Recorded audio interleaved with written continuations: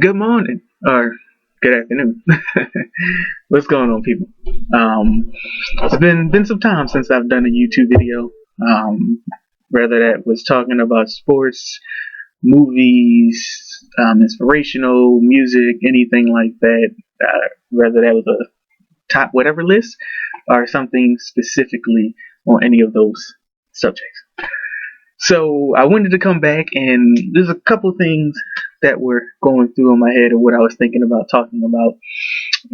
This one will be sports related. This will be basketball related, and I was kind of going between talking about my opinion of the James Harden era in Philly, which is basically about a year and a half, half of one season, another full season, or talk about the Sixers this year to this point of the season. So it's not officially halfway. It's about the All-Star game is when you start to be considered halfway through the NBA season.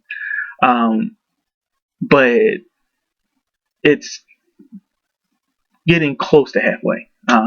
And 2023 is over for that part of the season.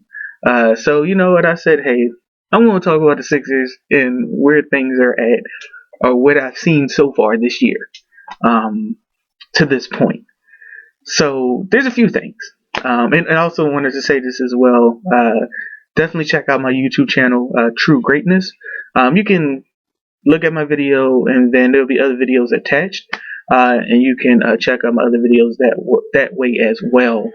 Definitely subscribe.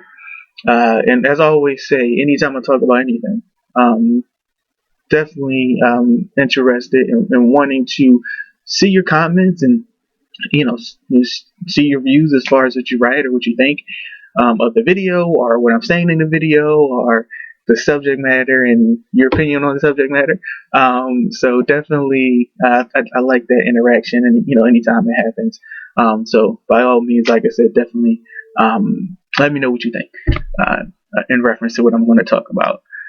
So like I said, I'm going to talk about the Sixers and to this point of the season, and things I like, things that I see as a concern, and things are potentially what can maybe be done to improve the team, and how much or how little improvement I think is needed.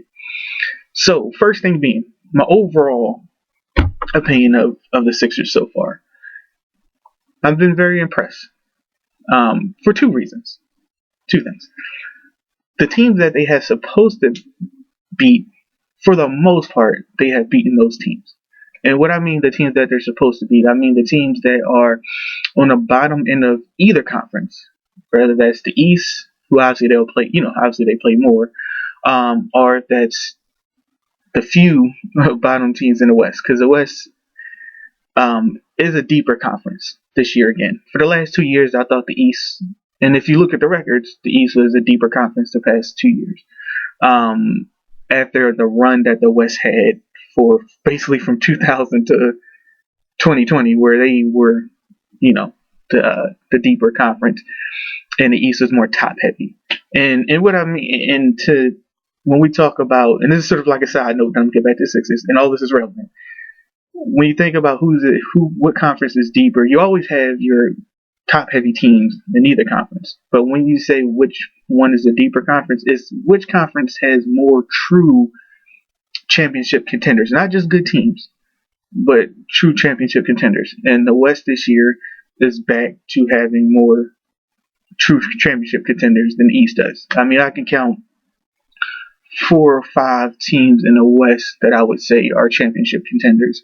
Not just good, but championship contenders as well. And then I would say about 3 teams in the East are true championship contenders. And then you have some other, a couple other good teams, but really it's top heavy as far as who you would legitimately say are championship potential teams in the East. Whereas the West is definitely deeper as far as who you would say are championship teams, potential championship teams. And at least that's what it looks like right now. So to say all that, you always also have your bottom teams, your 14 through 16 um, uh, spot teams that are in those spots that are obviously not playing that well for the most part. So the Sixers have taken care of those teams for the most part, and they've beaten a few good teams. Um, their record against above 500 teams, I would say, is is average. And like I said, they've handled. Well, it's better than average. When I think about that now, actually, when I'm looking back at the records now as well, so that's very much so a positive. But when you talk about the top echelon teams, not just the good teams, because they have obviously victories against good teams, but the top echelon teams, those teams are there about average record wise. Um, so the positive is one of the positives are they're beating who they should beat pretty consistently. They're beating some good teams at a relatively decent rate, and they're still not consistently beating the upper echelon teams, but they have some victories against them. So, and their record is 22 because they lost to Chicago Saturday. Yeah, they lost on Saturday. They had a big victory against Houston, who, by the way, is 500 now, but no one expected Houston at this point to be in the playoff race because people were still looking at Houston still in that rebuilding stage, Houston Rockets. And they have so far exceeded expectations. And they had a really good offseason. They got some good trades. So for the Sixers to go into Houston, still, mixed with youth and vets and some good vets, and some youth that's developing, to go into Houston at this moment and get that victory when they were down by, let's say, was it by 17 at one point? But it was at some point double digits into the fourth quarter, are definitely towards the end of the third or midway through the third. And to win that game, they didn't have Embiid, but Maxey, as he's been doing most of the season, has showed out. Dropped 42. Tobias had a efficient game as well, and then Marcus Morris had a good game, and Melton, by the end of the game, really came on towards the end. Pat Bev made a couple big plays, not necessarily big offensive scoring night, but just defensively and making some key passes and things like that. So getting those victories on the road, they've done better this year as well. The Sixers have. They got a big victory against Minnesota a few weeks ago when it was here in Philly. They lost to Minnesota in Minnesota early this year, and Max, he wasn't playing.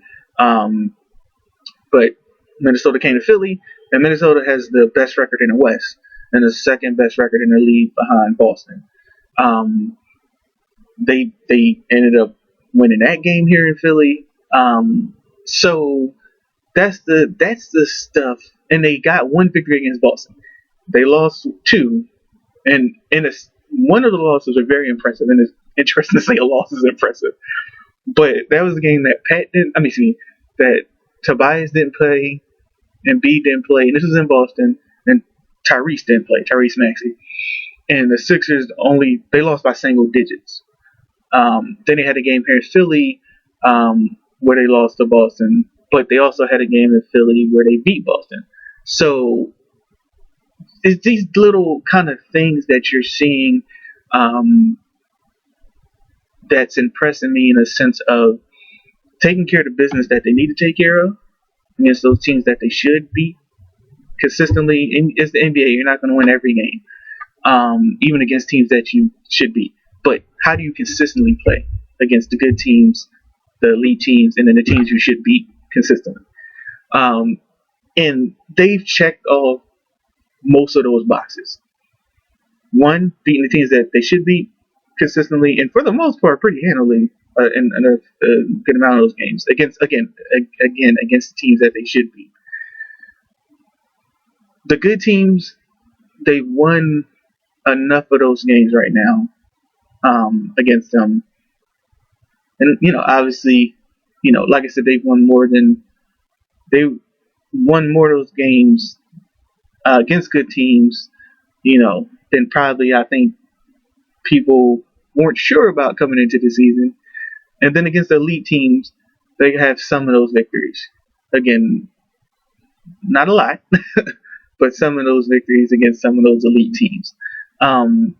So, in essence, they're ahead of schedule, I think, this year than what a lot of people thought, including myself. Because the biggest question was, you're going to get IMB in a regular season. That's a whole nother discussion. Because we know his playoff woes, whether that's injuries or whether that's just not performing in the playoffs, to be honest. Embiid, that is. So you're going to get great numbers in the regular season with Embiid. Now you hope when the playoffs comes that those numbers can translate. And we'll see. That's months from now. So we'll see if that happens. But coming into the regular season, you knew what you're going to get out of Embiid. What you didn't know with Maxey was you knew he could score. Because each year since he's been in the league, his points per game has gone up. The next step was being that playmaker as well. Because let's be honest, yes, James Harden, as he's shown in his career, flamed out in the playoffs, but put up really, really good regular season numbers. And that's been his career, is that James Harden has had great regular seasons, and at times historic regular seasons, but also, on the other end, have had historical flameouts in the playoffs, and have had historical just disappearing acts in the playoffs. But in the regular season, he did lead the league in assists last year. He averaged about 20 points. So coming in with Maxey, you knew you were going to get the scoring, but could you get the consistent playmaking for others, not just for self, but for others, and not have a lot of high turnovers? And then also with Embiid, not the scoring, but can he improve on lessening his turnovers? And could he improve on being more of a playmaker for others as well? So those were a lot of the question marks coming into the season. So no one, if people are honest with themselves, most people did not for sure know how those things were going to come into fruition with those guys. And that was a question mark.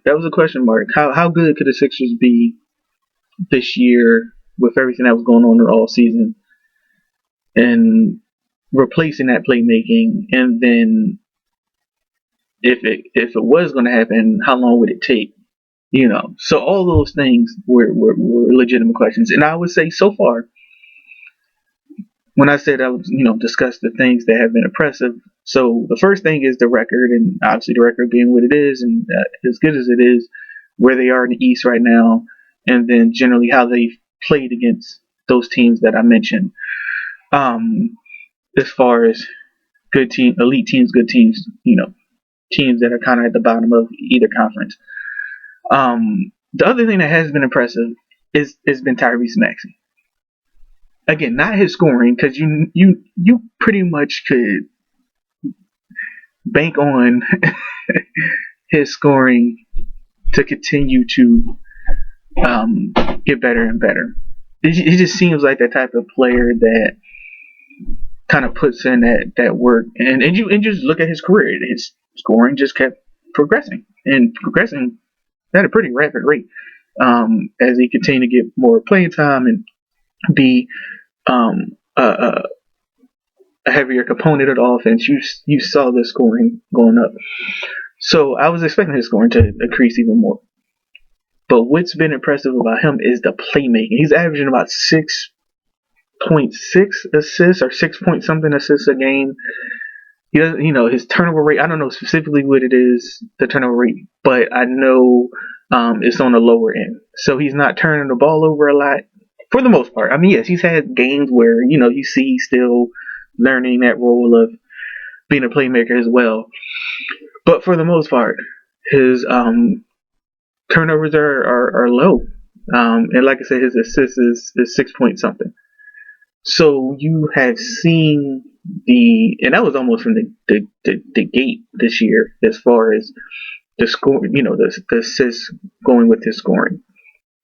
And those that improvement happened relatively quickly in the season. Because it's one thing to do in the practice, it's one thing to do it, quote unquote, when the pressure isn't at its highest.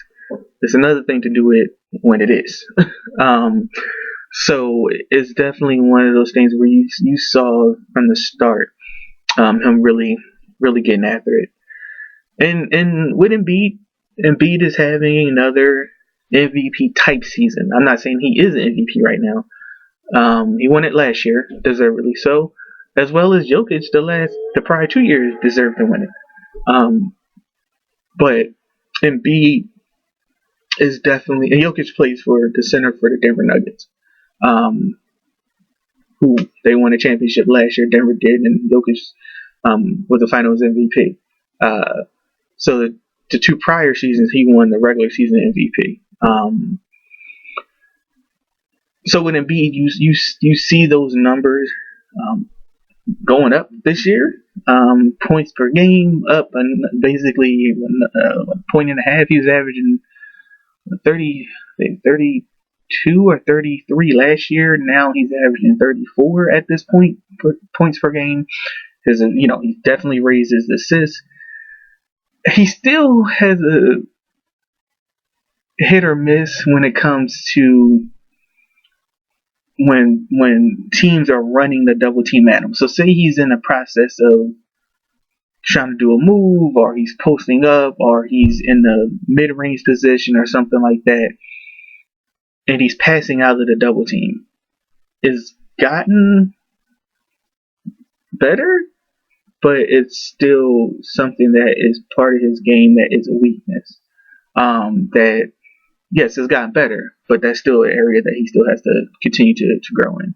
Is being able to pass out of the double team consistently without necessarily, turning the ball over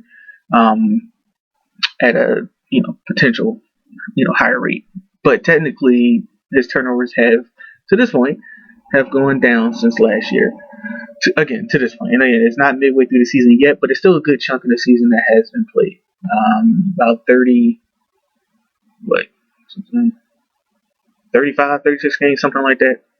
But it's definitely at least 30 games plus that has been played. Like I said, the halfway point technically is the All-Star game that switches in February, which that's when it's considered the halfway point for the NBA, or relatively the halfway point for the NBA. So Embiid has put up the numbers, but again, the biggest improvement with him right now is his assists has gone up. So those playmaking attributes for both Tyrese and for Embiid have been very impressive, and it's been good to see. Now, these are the things I think the Sixers, excuse me, need to improve on for the remainder of the season. Oh, and actually, one of the things I thought that the Sixers did well was when they made that James Harden trade. The bench got such a boost, without a question. Bringing over Marcus Morris Sr. to Batum to Covington. Yes, Covington has not yet really been as consistent with the shooting as the Sixers want him to be, and as he's been in the past, when he started to kind of develop more as a shooter. He's always, for the most part, been a streaky shooter, but he's been a little bit more consistent than he's been since he's been back in Philly after this trade. But still, you got him. Mo Bamba has showed flashes at times. We got him in the all season. Wasn't during the trade, but getting Batum, who Batum has been right on point. Yeah, he's missed some games, whether illness or hamstring. But when he's played pretty well. Same thing with Marcus Morris Sr. It took a few games. It took like a week of games, maybe a few weeks, for him to really kind of get into the flow of the rotation and kind of get it going with the Sixers. But since then, he's been good. He's been consistent. And Batum kind of fluctuates between starter and coming off the bench. But whatever role he plays, whether he's starting or he's coming off the bench, he's been definitely an asset in that trade.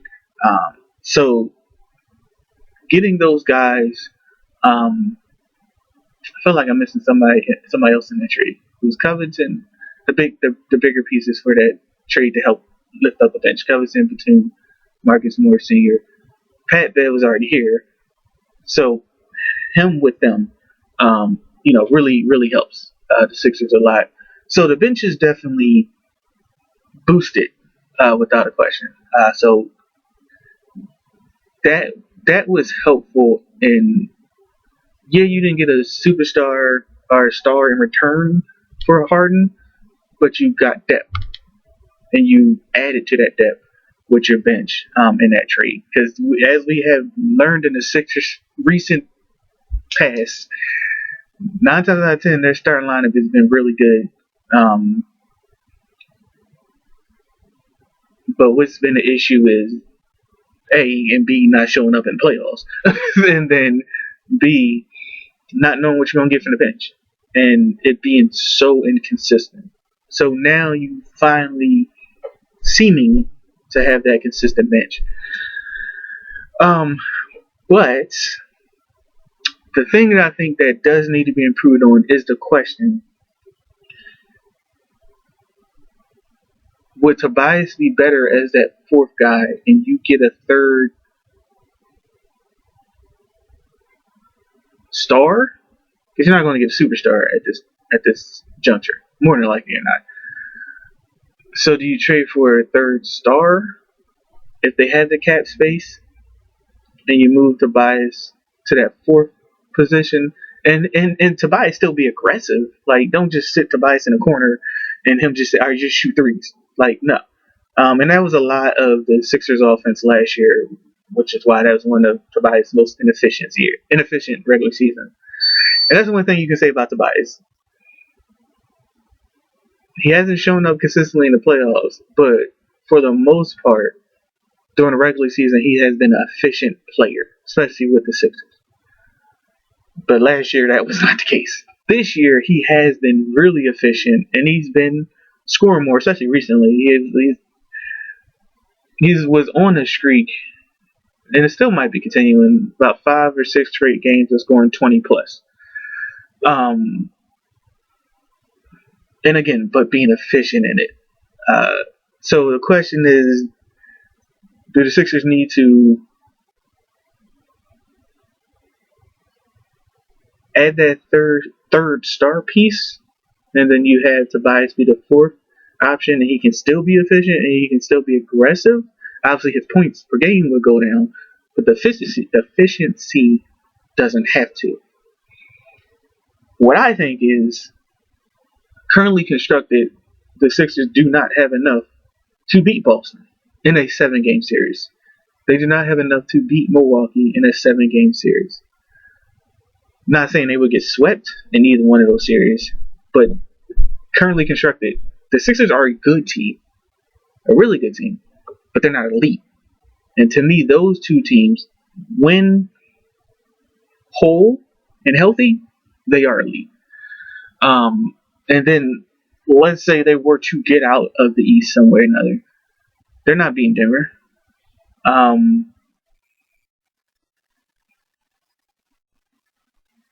Yeah, they wouldn't. They wouldn't beat Denver. I don't even trust the Suns. So really, I would say, looking at the West, if the Sixers were, let's say, to meet Denver, I do think the Sixers, if they were to meet, let's say, Minnesota in the finals, I think the Sixers could beat Minnesota and beat let's say OKC, just because OKC is so young. But SGA, just look up that dude is. First of all, he's going to be an All-Star this year, and they're number 2 in the West right now.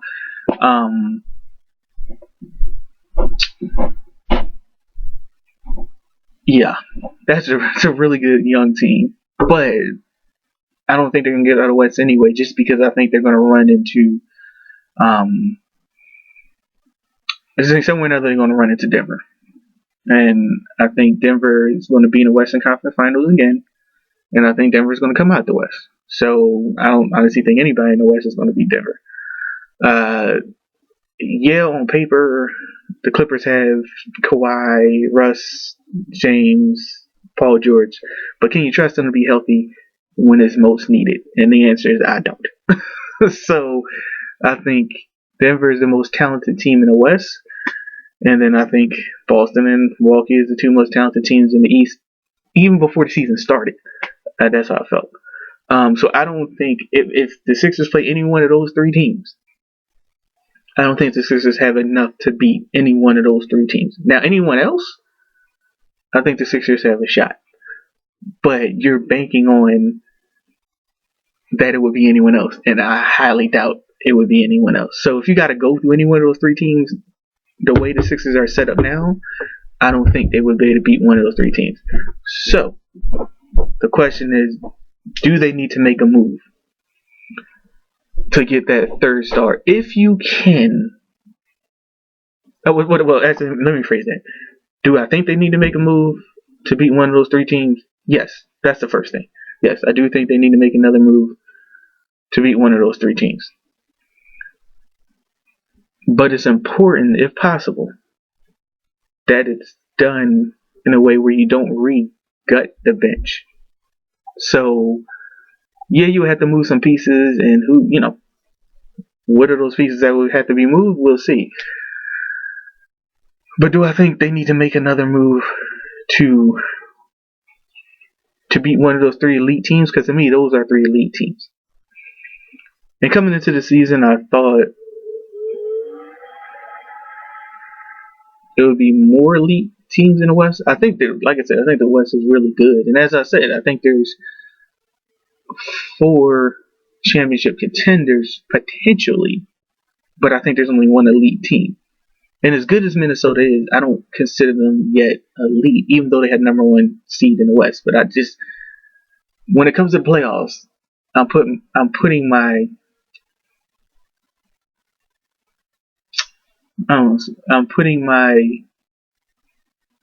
who I would go with coming out of the West on Denver. And in the East, I would say either Boston or Milwaukee, unless the Sixers make a move to go from really good to elite. Because right now they're really good. But they do need to make a move to be elite. So that's the improvements. And I don't want to say, okay, who do I think it would be or who I think it should be. I have to think more about that, of who that move would be for, to be honest. But I do think that is what needs to be done. So in many ways, the Sixers are ahead of, I think, what people thought they were going to be. I think people thought, including myself, they would be good because they've been good since the end of the process era, as far as like intentionally tanking, even if they didn't want to say they were intentionally tanking.